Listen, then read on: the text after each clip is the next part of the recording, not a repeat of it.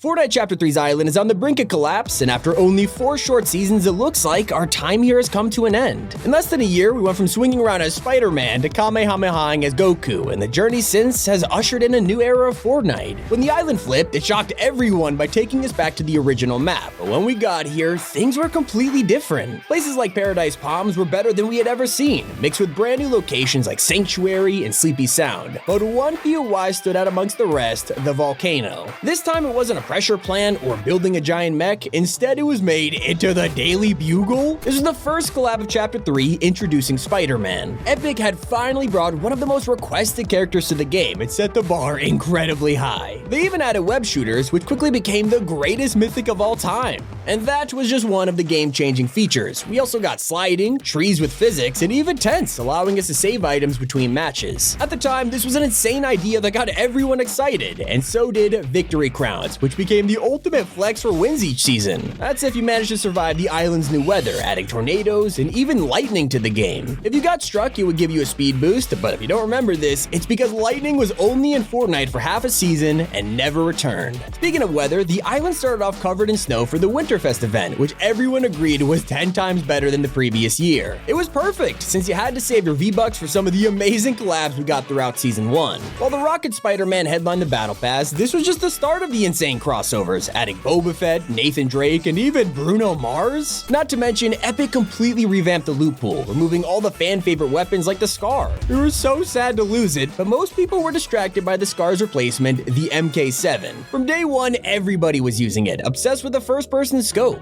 Something I wasn't expecting to see was the return of Quad Crashers, but unfortunately, they were pushed aside for Fortnite's most loved update, Colombo. If you're traveling by car, it was impossible to miss the infamous tire glitch, which sent the Foundation statue to space. It was a simple time full of nostalgia, but the peace didn't last long as the Imagined Order was secretly drilling through the island to return. Even though the map was already full of content, they created a whole new POI called Covert Cavern, which would eventually become the most important location in Season 2's Resistance. The rest of the Imagined Order's forces had arrived and started an all-out war for control of the island, bringing the fortress, giant airships, and making history by deleting building. For the first time ever, you couldn't place or edit, and I'm not talking about a location or LTM, the entire game was banned from building. This caused hundreds of creators to come back, and from this moment it was obvious Zero Build was here to stay, beginning a new era for Battle Royale. It was transformed into a permanent mode, and to make it even more interesting, Overshield was introduced, giving players 50 HP that could recharge. If taking cover wasn't an option, you can now use Tactical Sprint to put away your weapon and run twice as fast, not to mention parkouring up walls. Zero Build quickly became the most popular mode in Fortnite, but that had no effect on the war, which was only just beginning. The IO had gained control of most of the island, covering POIs with blimps, upgrading Command Cavern, and setting up the Fortress. We were able to see the territories on our minimap, which revealed the 7 on the brink of destruction. They only had control of Sanctuary, Outposts, and the new Synapse Station, but thankfully, new characters emerged to join the fight. Doctor Strange arrived, bringing allies from the Marvel Universe, as well as the final members of the 7. After years of waiting, we were introduced to the Origin and the Imagined, but the IO also had some impressive recruits of their own.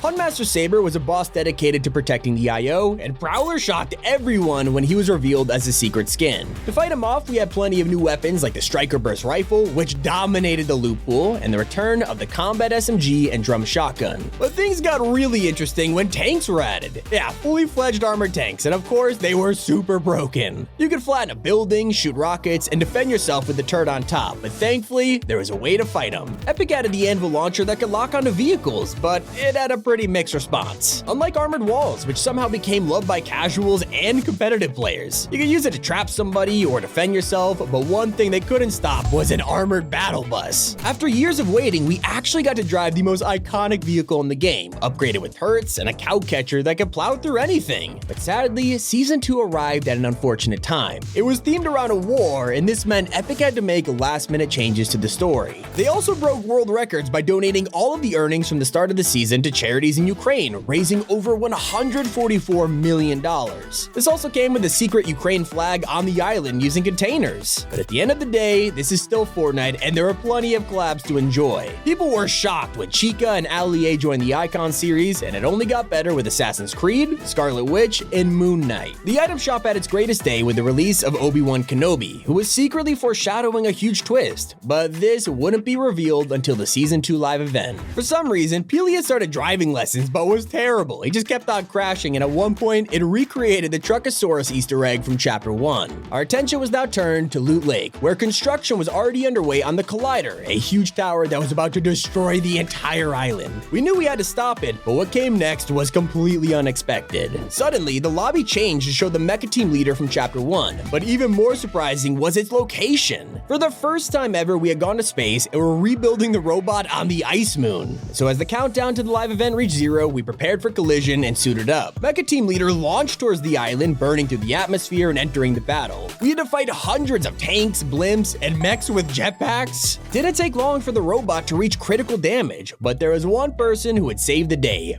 Peely. It turns out his driving lessons finally had an explanation, as he delivered a slurp truck reviving us so we could destroy the Collider and finally defeat the Imagined Order. With the island at peace, it was time to celebrate. Season 3 was here and parties broke out, vandalizing old POIs and turning them into Rave Cave and Drill Hill. But this is also where Fortnite boasted the largest mid-chapter update in history, changing half the map and adding an entirely new biome. At the center of it all was the reality tree, which blossomed and caused nature to take over. There were mushrooms, waterfalls, and references to Chapter 1. It was a magical biome, but soon would turn sinister. Roots started to spread across the entire island, completely taking over POIs and causing them to change every match. The craziest feature was the ability to grow your own reality tree that would give you free loot. The longer you waited, the higher the rarity. And apparently nobody likes a party more than Darth Vader. Not only did he shock everyone as the Tier 100 skin, but he became one of the most powerful bosses ever, using the Force and even flying at you. But it was worth it to get his new mythic lightsaber, which included a throwing ability. Although when people talked about Darth Vader, we weren't expecting the headlines to be about his pickaxe. The world humiliated Fortnite, laughing at his Imperial spoon. But there's a more faithful collab in Season 3 with Indiana Jones and his Temple POI. It had a secret puzzle that recreated the famous boulder scene from the movies. At this point, it had been months since Spidey's web shooters revolted, and people missed the feeling of swinging through the air. Epic heard our pleas and released the Grapple Glove, which worked exactly like the old Mythic, but some people were disappointed with the amount of charges. It got even weirder when we woke up one day and suddenly Logjam Lumberyard had a new weapon on the walls. Out of nowhere, we can now use the Ripsaw launcher, letting you fire spinning blades at your enemies and just tear through builds. There was also the Prime Shotgun DMR, which people weren't a fan of, yet nothing split the community apart like the Charge SMG. It charged up your whole round before firing and was probably the fastest weapon we have ever seen. It was insanely overpowered in the right hands and became a little frustrating to fight against. The same could be said about fighting John Cena. Yeah, this time around the collabs were crazy, not just because of Among Us and Destiny, those were insane, but they had nothing on the biggest crossover in Fortnite history, Dragon Ball. 2 updates before the end of the season, Epic hit us with Goku, Vegeta, and the rest of the gang. We got to fly around on the Nimbus Cloud, collect Dragon Balls, and even use the Kamehameha, which revived the game for so many players and will go down as one of the best updates of all time.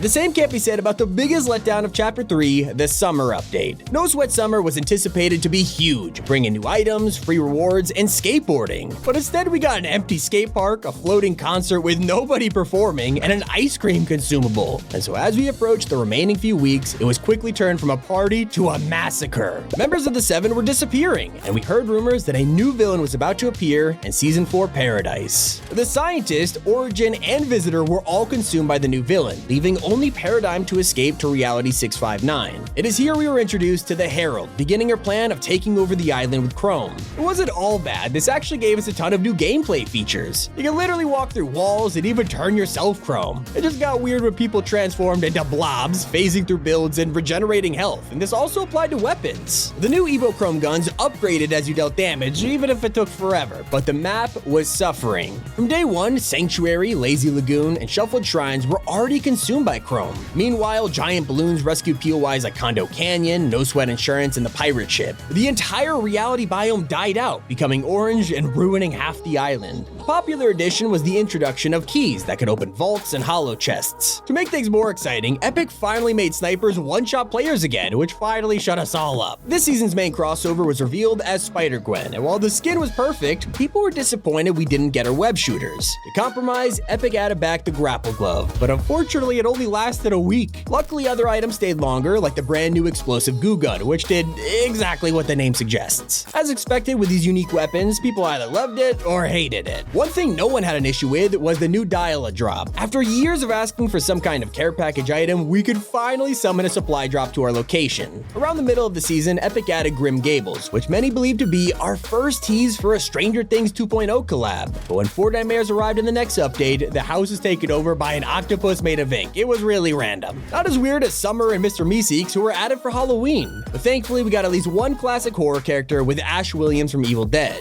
Sadly though, it wasn't enough to save Fortnite Mares, and the whole event turned out to be a disaster. Luckily, the Skywalker Week event turned out a lot better. We got Luke, Leia, and Han Solo as skins and lightsabers on the island. The event was completed with the return of Vader, who comes back to the island so much it's basically his favorite holiday destination. And you can now fight him while dressed as Black Adam, Cypher PK, or a goat. We even got the Octane from Rocket League, which is only the second collab vehicle ever added to Fortnite. But now, the chrome is spread to the reality tree just in time for the Fracture Live event. The finale of Chapter 3 is on December 3rd, bringing a new map, features, and the next era of Fortnite Battle Royale.